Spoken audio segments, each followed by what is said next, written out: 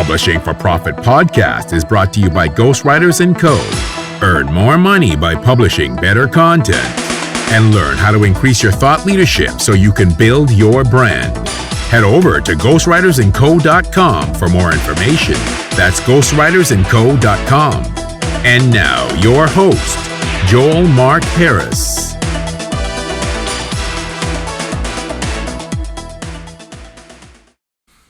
Hello, this is Joel Mark Harris, and welcome to Publishing for Profit. This is our very first episode where we interview Justin Lamb of 360 Media. We talk a lot about marketing, we talk branding, and of course we talk about what's on everybody's mind these days, which is COVID-19. So hopefully you enjoyed this episode. Hello, Justin, and welcome to the Publishing for Profit podcast. We've got Justin Lamb here, who is the owner of 360 Media, and they do production and branding. Hello, Justin. Hey, Joel. How are you? Good. How are you? So we'll dive right into it. Can you tell us a little bit about your agency and what you guys do? Yeah, so 360 started in 2001, and we focused primarily at that time weddings. So weddings was where we first cut our teeth into the industry, working on live events. In 2002, we got the opportunity to move into the corporate space because we had a couple of clients who requested photographers for their businesses. And since then, we've grown both divisions. And then over time, we added video, photo booths, and then now today we're into the strategy and branding portion of what we do. And that's serving clients to help them find their tribe and keep their tribe of raving fans. Cool. So you started out, I think, primarily as a photographer. Can you tell us a little bit what inspired you to do the photography side and the production side, and why is that interesting to you? Well, the honest truth about it is I kind of fell into it. I had a degree in kinesiology at SFU, and I actually had a rehab clinic at the time 360 had started. But I ran into carpal tunnel syndrome, and I had to find a way out of it. And photography was never actually really in the picture at one point. It was somebody suggested it. I was resistant at the time, and I said, who the heck makes a living out of photography? But the more I stewed on it, the more I decided to maybe take a look into it and not be judgmental. And at the time, in the Yellow Pages, if you can remember what that is, the big yellow book, there were only about 50 photographers in Vancouver. And I explored it a little bit further, and there weren't that many who did weddings, and so I decided to make that jump into it and give it a try, see how it would work. And much to my surprise at the time, the industry actually did really well for me. At that point, photography was still voodoo because everybody was still shooting film, and everybody prayed to God that the film turned out. And so, we were developing rolls and rolls of film. So it wasn't necessarily at that time a super viable industry to get into. You did have to know the technicals, and then pray that you did a good enough job and you didn't have everybody blinking while you're taking photos. But that all changed when we moved into digital. But yeah, that was my foray into it. I really love people. I think that's the really biggest differentiator for what we do. It's the ability to connect with people at a very deep level and try to bring out natural states of emotion. And even today, as we work through a lot of the work, both in the corporate environment and in our wedding division, we really focus on that intimate relationship between us and our client. And that doesn't involve us telling them to smile, but instead drawing from their own personal experiences and things that are relevant in their world to create that emotion out of them. Cool. Where do you see the production industry going? I mean, with iPhone cameras being so like the 4K, so high quality now, what role do you see yourself playing in this? Well, the technology has really changed the landscape. It's much to the bane of my existence because every time that we keep up with it, it's a lot of money out the window. But that being said, the barrier to entry for most people is quite low. To get yourself started, and the technology is so good that you can do quite a bit with it. And so the variance comes in the small intangibles, like learning how to light and the ability to connect with a person and draw out the best in them. So that being said, and I get a lot of flack for this in my community, I think that photography by its very nature has become a commodity, less a service. Hmm.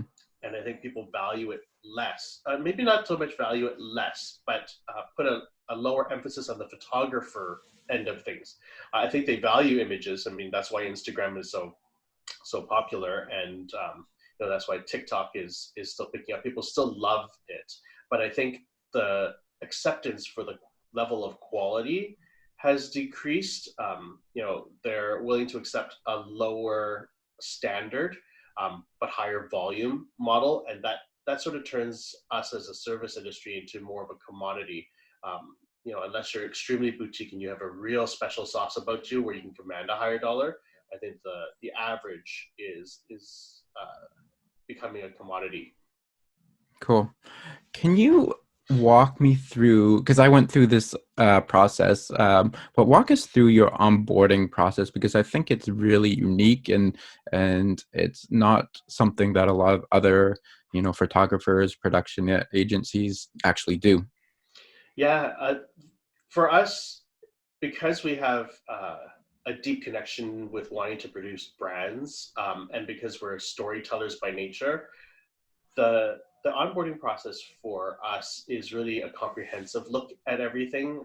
It's identifying the people that you want to approach. In certain instances, it might involve a deeper look into it, especially if we're into the strategy portion of it. But just purely from a photographer standpoint, I want to have a deeper look and understanding of who you're trying to target, what that looks like, how you use it, where does it get put in front of, what mediums are they on? Are you designing on top of them? Are they going to be printed in black and white? Are they going to be in color? Are they going to be square? Are they going to be rectangular?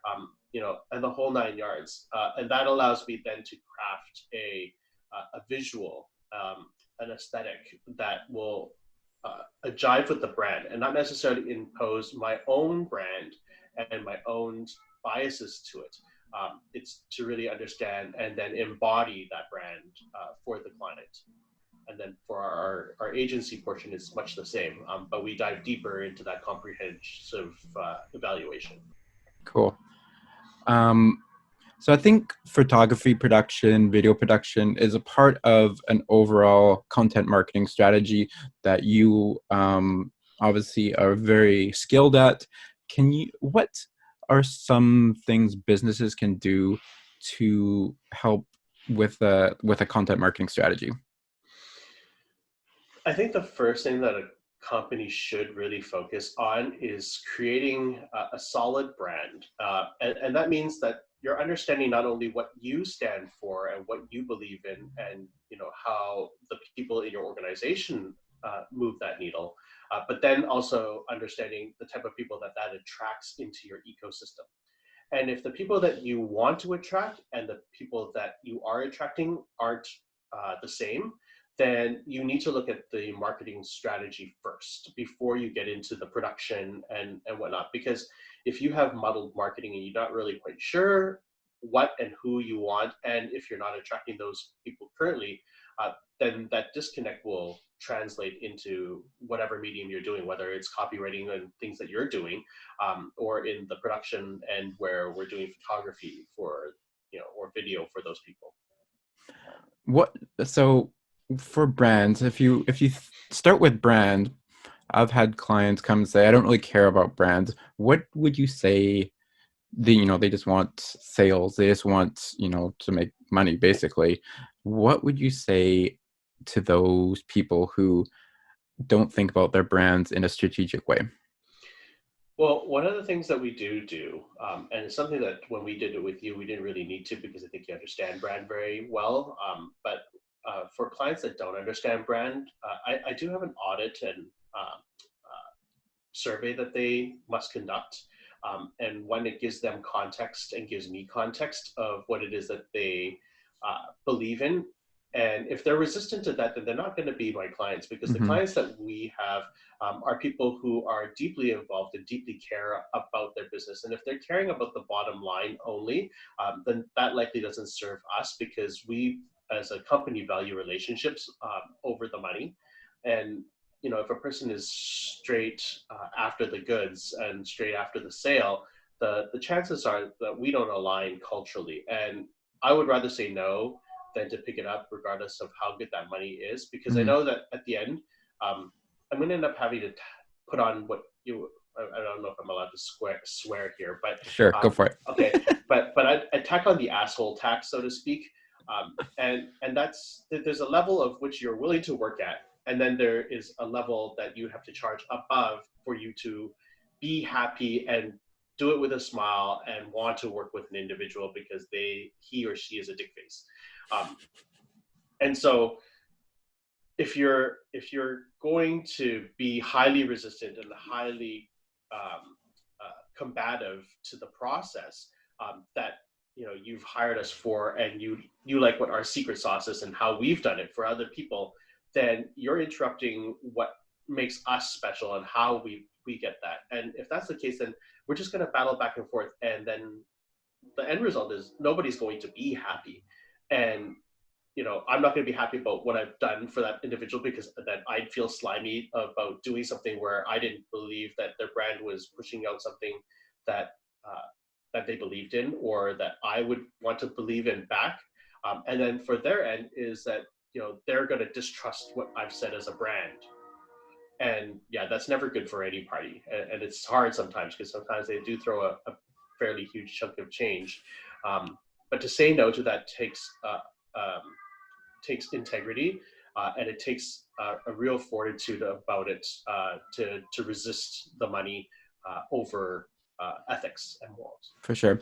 I think too, how I look at it is, the money is good in the short term, but it's not good for your brand overall and your company, because you're ultimately not producing the high quality work that you want to, right? And that quality work you can use to attract other clients.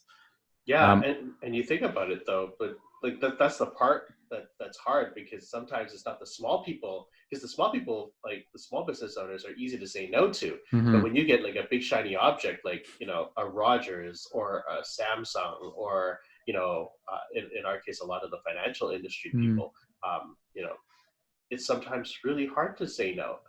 And to do that requires an immense amount of integrity and fortitude for it. Yeah. Can you walk us through some of the questions you use in your brand audit? Yeah, absolutely. So one of the key questions that we ask, it's one of the very first ones, is how do you view your business? And the reason why we ask that is because we want to understand from the owner's perspective what they think their business is. And then we follow that up as, well, what do they think their employees think about their business? Sometimes that leads them to be up in arms, because they would want to believe one thing, but then to really want to dig deep and find out means that they're having to go ask, and that puts them in a vulnerable state. But that's that state that you'll need to be in order for you to grow and to solidify your brand. And then following that, we ask them what their community thinks of their brand. And that's important too, because if he views himself as the Prada or the Gucci and everybody views him as the Walmart, then you have a disconnect. And so what they're buying and what you're selling doesn't match, and you're likely having issues with sales and or retention. Um, so, we look at those three things first. Is what do you see yourself? What do the people see you as? And what does the community at large see you as? Cool. Do you find that there is a major difference with small businesses opposed to large? And what I mean by that is, I I would imagine that small businesses, their employees, their community knows what the the owner is about and what the brand is about, whereas there can be a lot more disconnect with larger brands. Well, I don't think that large brands or small brands differ all too much, except for the layers that are in between them. And so, as you allude, like, things from the top down on a big company sometimes get lost in the front lines, so to speak. But that happens in small business too. And sometimes, I mean, a two-man team can have high disconnect just as much Mm. as a 600-person company. And that really comes down to the ability for the owners or management to be able to distill something that matches both what they think, what their people think, and what the community thinks at large. And, you know, you can see it when people are just entering an industry, they're just copying people that they admire, but that doesn't necessarily jive with their own personal values. And so the way that they treat people and the way that they interact with their clients are different than the person that they admire. And they wonder why they can't cut it. And it's because they're not using their own secret sauce. And they're trying to impose somebody else's secret sauce in there. But that secret sauce belongs to the person that you admire. And so they have to find their voice. And that's why they often struggle, at least in the photography industry. That's a big piece of the pie is it sort of relates to imposter syndrome, where you don't think that you're worthy of doing something, yet you admire that person. So you mimic absolutely everything. But there comes a point where you get tired of it and you're not able to do that at scale anymore. And big businesses are no different. Big businesses, they'll have their big words and big vision statements up on the board. Let's just take for instance that they care for their people. But if they really cared for their people, then the people at the bottom, it doesn't matter how much money that you're paying them. I mean, as long as you're within your regulated laws. I mean, there are other things that are involved with it. But caring for your people goes above and beyond just keeping them employed. Is making them feel safe, making them feel valued, and there are other intangibles that go along with it. So if management says that we care about our people, and the company does well, and upper management get raises, but nobody gets bonuses, well, that's a disconnect, right? And so your employees might go, well, we had a bang up year last year, and management gave themselves a bonus. Why don't we get anything extra? And then that's the disconnect between how your people view you versus how you view yourself, right? And so and it just percolates all the way through. Cool. I want to switch topics for a little bit. What do you do for continual learning, and where do you get your information from? I spend a good amount of time on podcasts. I look into different industries not related to my own, looking for parallels and looking for things that might indicate a deeper knowledge and understanding of the world that we live in. And I think that gives me the ability to be a more comprehensive player when it comes to evaluating and trying to create infrastructure for people. I think one of the people that I love the most is probably Ray Dalio. In that I think he has both a very scientific mind and a very creative mind in that sense. And yes, that even though he's in the financial industry, I mean, he built one of the world's largest hedge funds, and that doesn't come easy. There are thousands of people in the world with similar skill sets, but what makes him special?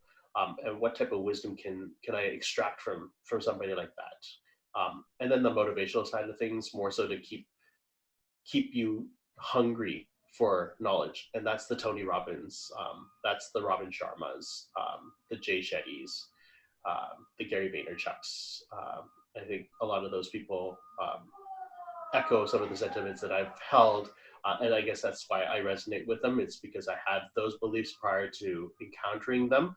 And some of them provide me with confirmation of what I'm doing, that it does work in practice, and somebody's done it at scale ahead of me. And if somebody can do it once, it can be done again, so to speak. Cool. What you mentioned podcasts. What some of the podcasts are you listening to now? I still listen to the Gas Gary V show. I decided out of a whim to start at the very, very beginning, Mm. and try to listen my way up. And I've gotten, I think, to 2017 at this point. So I'm a little bit behind on the newer stuff, but I'm trying to catch up, so to speak. And although a lot of it is repeated, it's there's still really small nuggets that you can glean out of the old stuff, that is pertinent today. I like listening to Kerwin Ray. He's an Australian. Yeah, I believe he's in Australia. Um, and then a couple of health ones, which is kind of interesting. My wife kind of turned me on to that. I turned her on to podcasts and I introduced her, but then she went down the health road of podcasts. And so, I sneak in one or two every so often, but for the most part, those would be the top two or three that I would listen to. Cool. I know you speak about Gary Vee a lot. Can you tell me a little bit about the impact he's had on your life? Well, I think the reason why I like Gary so much is because a lot of what he says out in public, are things that I've thought about and believe in, for a long, long time. And I try to operate in a very similar fashion. And I think at the time before I encountered him, I always questioned whether what I was doing was right, whether serving the people in my organization, first and foremost, and working not as their boss, but working for them is something that I really resonated about it. Um, and then, of course, some of the viewpoints that he has in the world and the digital landscape. I firmly believe that the market is the market, and you can do your best to position yourself within that, but at the same time, if somebody's not buying from you, it's not the market's fault, it's your own, because there are probably people in that same marketplace that are just killing it, and they've got that secret sauce and they know how to push that out there. So it's I like it because he's real about it. And as you know, from our many dealings, I tend to be quite candid with that sort of stuff as well. I really don't sugarcoat it, and I don't expect people to sugarcoat it for me, which is why I think a lot of the tribe of people that I hang out with are probably a lot more blunt. Um, Hmm. and that's good for all people. I think it saves us energy. Yeah, I agree there. Something I'm still working on though. Gary Vee, I think one of his teachings is that try to be as many digital platforms as possible. Can you tell us a little bit about your thinking about how to spread your content, how to um, be in a like basically everywhere at every time, and yeah, just your thinking around that? Well, so Gary's V philosophy on that is not just to be on every platform; it's to be available. And that's a big difference. It's not just being on a platform, but it's trying to reduce the friction points of which a person can consume and or experience your content. And so by extrapolation, it means that you're trying to put it everywhere.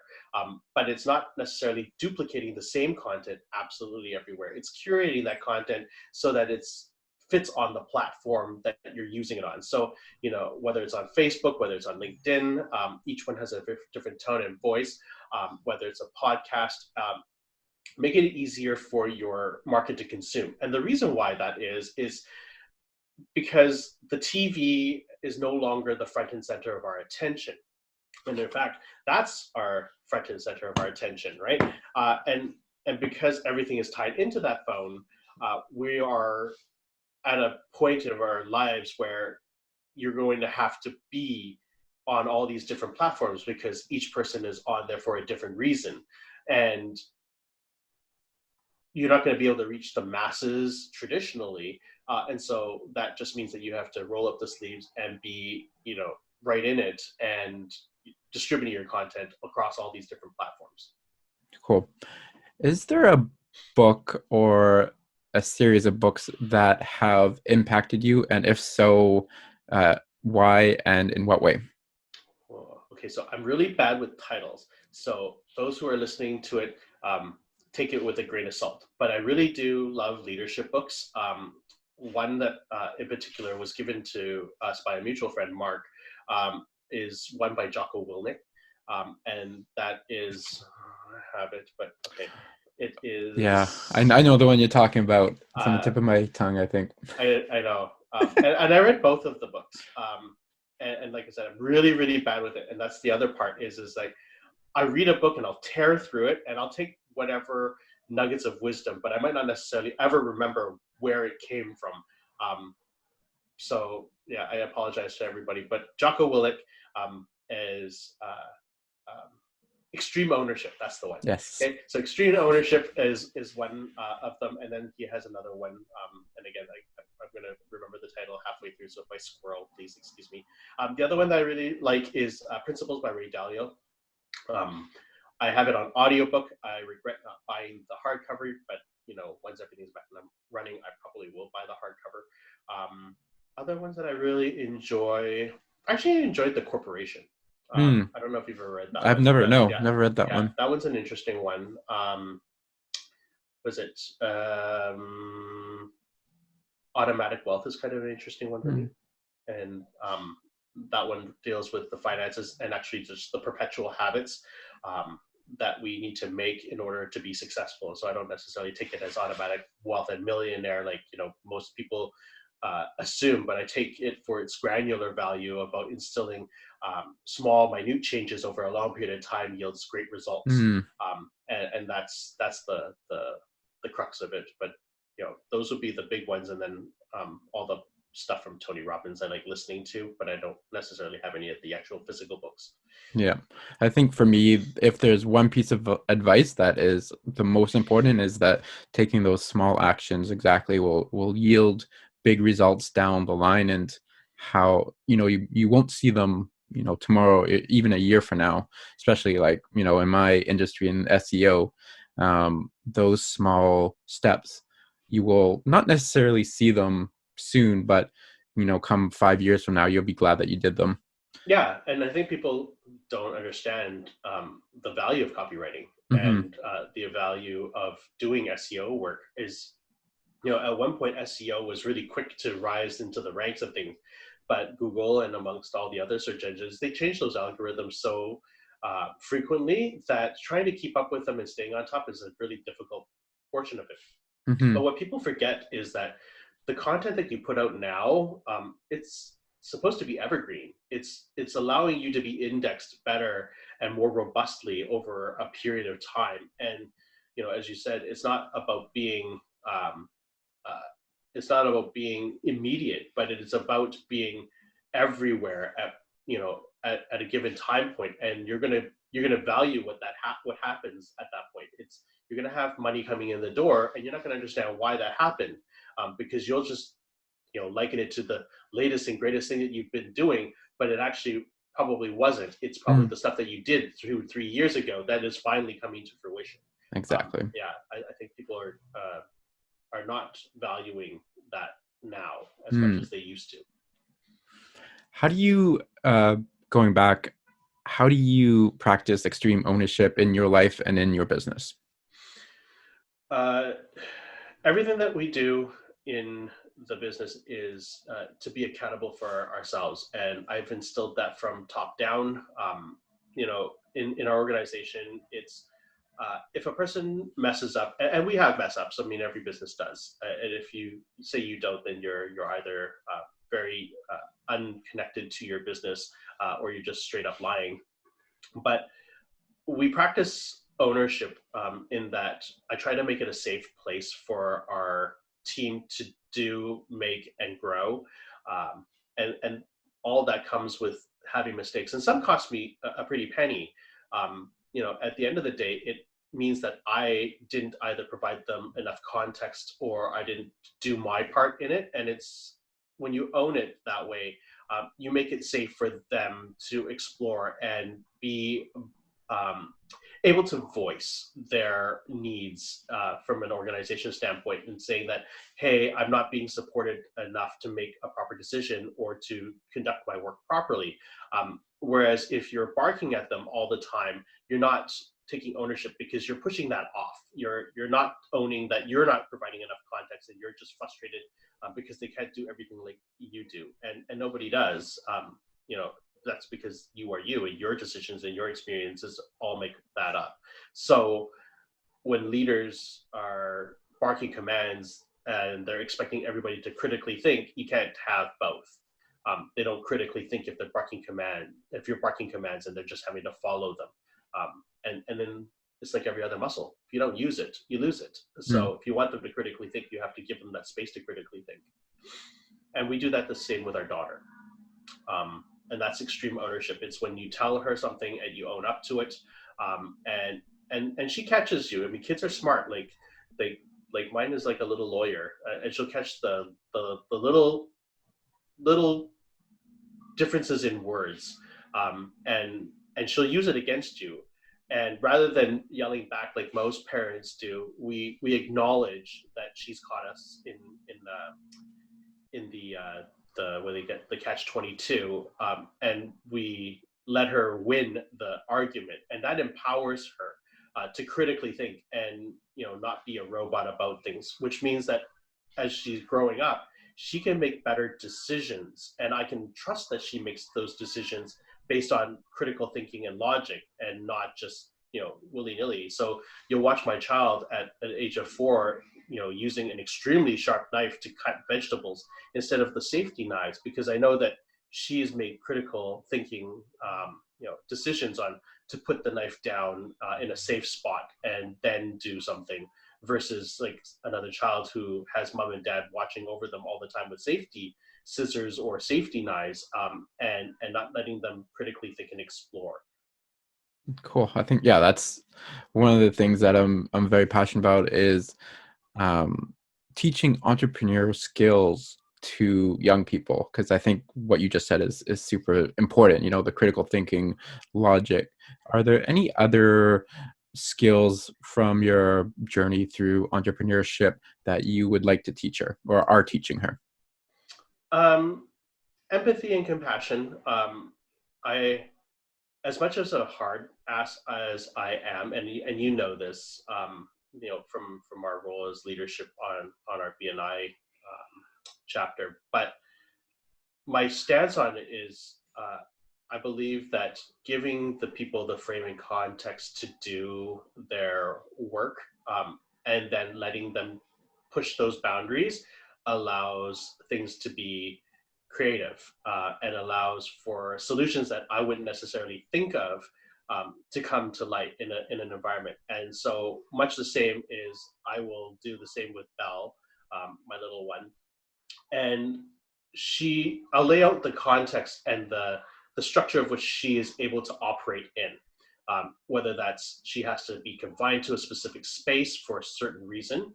We outlay all of the rules and regulations around it, and then I let her be, and I watch, and I don't hover over her, but I let her ask me questions, and that's being open to teaching.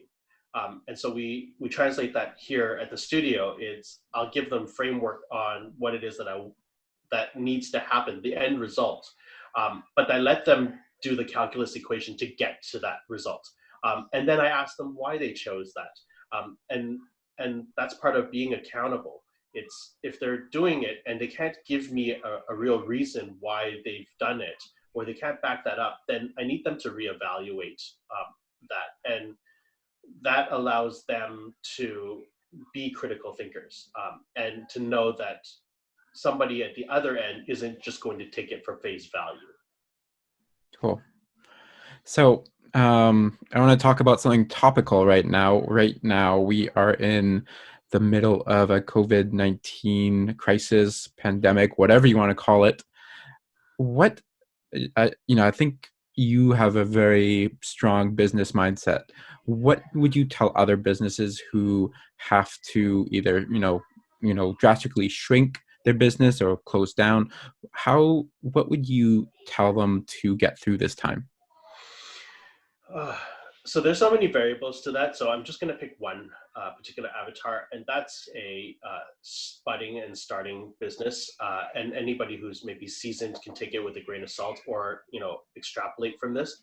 But there is no shame in you having to close things down. I think a lot of people feel that shame, and or feel like they're not serving their people because they have to close their doors or they have to lay them off.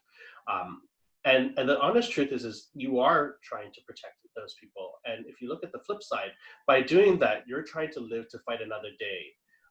And in this case, it's hard because we don't know when that other day will be. And so if it's only a month and you had a definitive timeline, then yeah, I think a lot of people would just try to keep the doors open and just kind of hunker down, maybe not spend as frivolously as possible as they would normally. But for a timeline where we don't know when that's going to happen, some people don't have more than a month's worth of a war chest to bank. And then when the revenue completely dries up, it's not even a trickle, it's not a lull in the industry like they were in 2010 and 2009.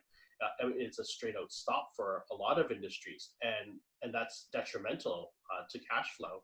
So by being open and honest to yourself about what you need to do to live and fight another day doesn't just serve yourself, it serves the people who are going to be there beside you to live and fight another day. Because if you attracted them in the first place and they still feel like you care and you're in their corner, they're going to come back.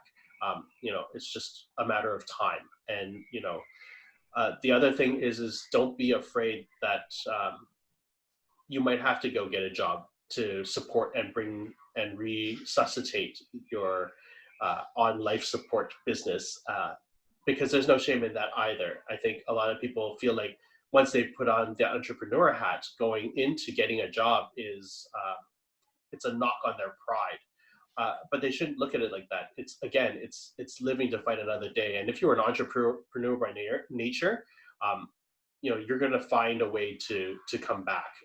And the greats in history have all done that. They've gone from zero to hero and back up and back down and over again.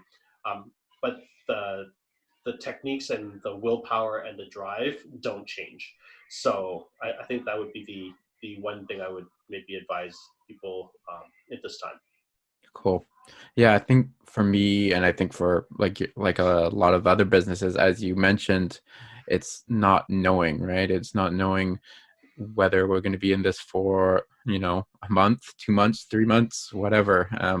So I know it's, especially for businesses who like to plan and to project their quarterly earnings, it's definitely very difficult. Should businesses keep marketing, and how should they market, if so, during this time? Yeah, absolutely. Marketing is super important. It doesn't matter when or where. I mean, you can spend money or you can do it yourself. And if there's no money to spend, then do it yourself. Don't be lazy about it. This is the time to learn. Um, as an entrepreneur, you already have the first idea of how to market because that's how you got your first set of customers. You just have to do it over and over again on different platforms. And whatever was successful for you once will be successful for you in another platform. You just have to figure out how that platform works and how to spin that same secret sauce. Because the message and the branding, if done right, should last you for quite some time. It's when they have to disconnect that you go to rebrand and then you try new things. But if you knew how to sell it the first time to a person on the street or your best friend, and you grew your business and you're at a point where you're generating revenue, then the chances are you know how to do it, and you just have to learn the quirks of each platform and how the people on that platform operate. What are some of the things that you are doing to market right now? So I have a podcast. The podcast is part marketing, part trial and error. It's allowing us to understand how people consume podcasts, how to distribute them, but it also is allowing us to create perpetual content that is will be indexable. It currently isn't fully indexable via Alexa and or Echo, but I think down the road that's going to be a big thing where they're going to be able to index content, because AI is getting so good that they're going to be able to transcribe those bits and pieces of audio. And so they're going to start picking up things like, talking about, let's say, remote work. And, I'll have a video and a podcast about that. And so Alexa's going to pick up on that and I'm going to float to the top. Versus somebody who might have deeper knowledge, but not necessarily have done any marketing in that sense. And the other part is to be front and center on social media platforms. And that's brand awareness and establishing credibility. It's putting it in front of as many people as possible and trying uh, to find your tribe. And that's the difference. A lot of people feel like it should be a sell, and it's really a reach tool. It's to take the hundreds of thousands of people that will get put in front of and curating down to your top 1,000 raving fans. And so, as you saw in January, prior to this really becoming a big thing, we had ads everywhere, and it was for brand awareness. And people would go, "Well, yeah, you're starting to crop up everywhere in my feed, and that's what I want. I want you to remember and see the colors. I want you to see the logo, and I want it emblazoned in your head."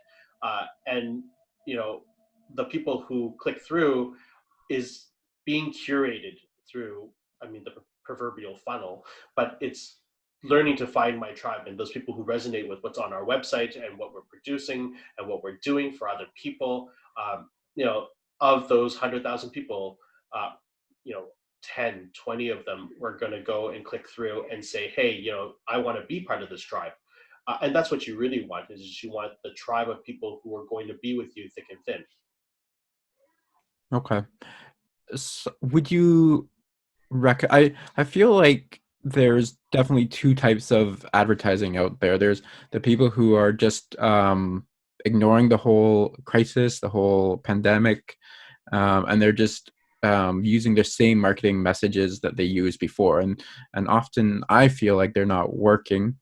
Um, would you change your message, or would you continue with the same marketing messages you used before COVID-19?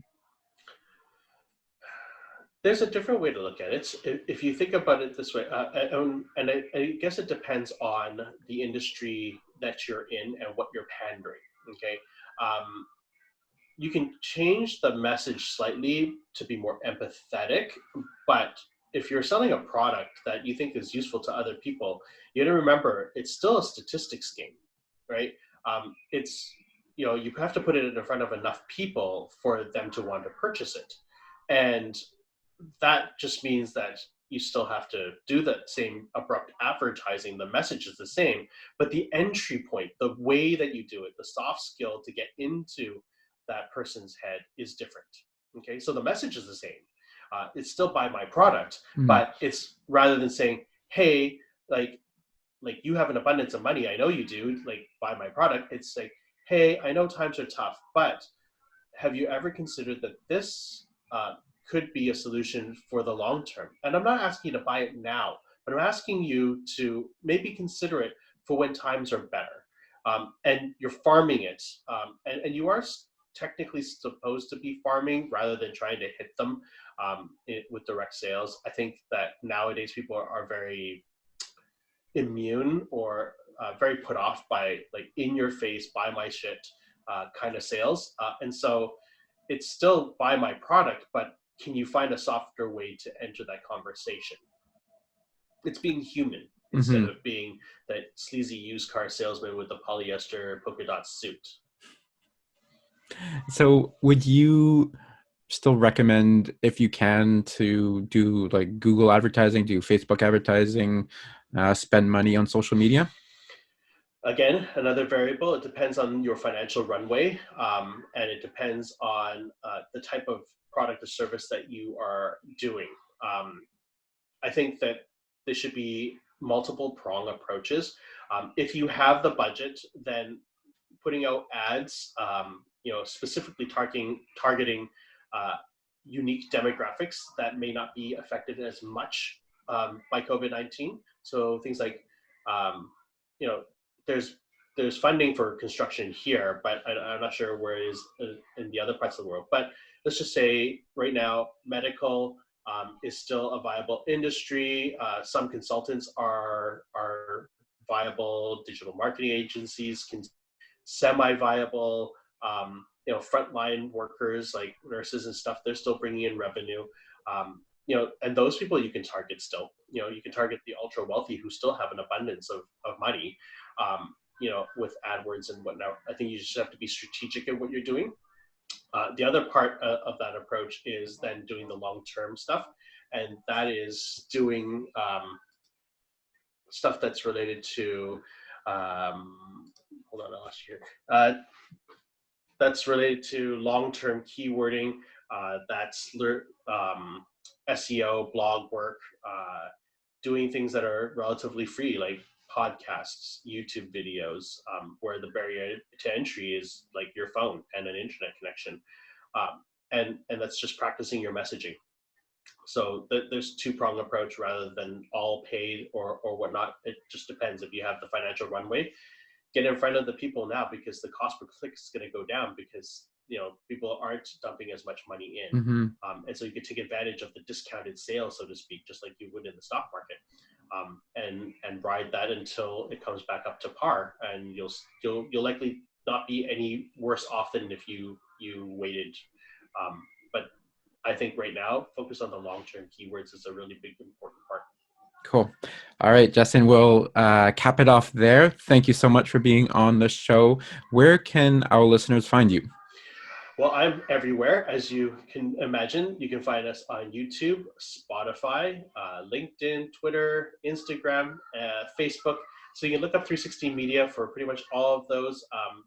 I'm most active probably on Instagram, and that's at 360 Photo. Unfortunately, I wasn't smart enough when I was first starting out to buy Instagram at 360 Media. I bought 360 Photo, and you have to spell it all out, and that's another business mistake, but for a whole new podcast. And what is your podcast called? Digging Deep. Digging Deep. Business. Yep. So you can find it on Spotify, but you can look up our name at 360 Media on Spotify, and you'll find it there. Cool. Thank you so much, Justin, and it's been great having you. Thanks. Bye. Publishing for Profit. Please like and subscribe on iTunes, Spotify, or wherever you get your podcasts.